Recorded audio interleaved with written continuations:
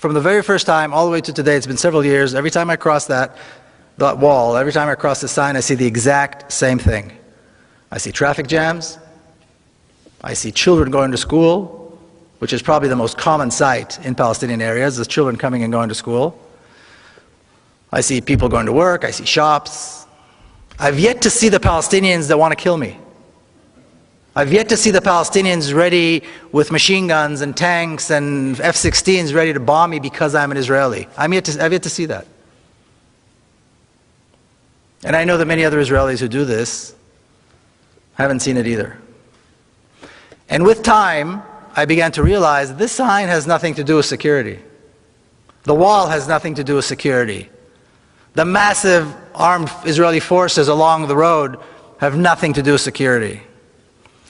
The terrorizing and harassment that Palestinian Israelis go through when they go through Tel Aviv airport, the humiliating process that they have to go through, they have to endure every time they decide to leave and go overseas, has nothing to do with security.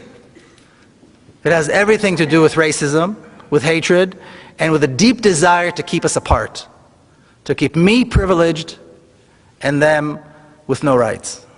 That's the name of the game. That's what it's all about. Now in this picture I stand with my friend Jamal, who sat in Israeli prison for many, many years. In fact, he was given a life sentence, but he was exchanged in one of the prisoner exchanges between Israel and the PLO.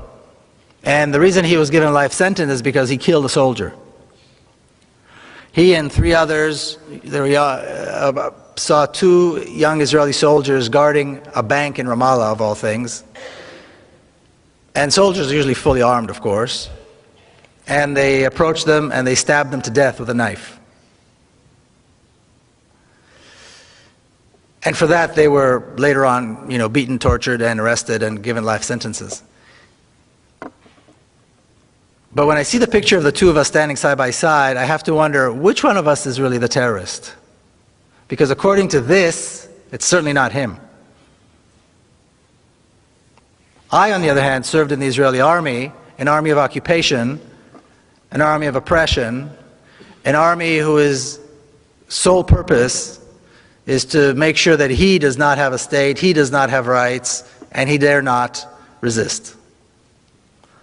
So yes, my army has uniforms and commanders and generals, but which one of us is really the terrorist? I'll give you one example. Almost exactly 4 years ago, as Israel began its attack on Gaza, September the 27th, 2008, at 11:25 in the morning. What I refer to as the most shameful day in the Jewish history. The most shameful day in the history of the Jewish people. Israel began carpet bombing Gaza, and on the first day of what was to be a 21-day attack, they dropped 100 tons of bombs. Okay, a 1-ton bomb will decimate an entire city block. Gaza is one of the most densely populated places in the world. 800,000 children live in Gaza. 11:25 is exactly the time when the morning school shift and the afternoon school shift change. So all the kids are in the streets. All the children are on the streets. That was the moment decided by the decision makers in Israel to begin the attack.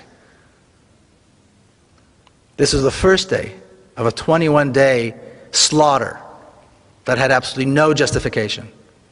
If that's not terrorism, I don't know what is.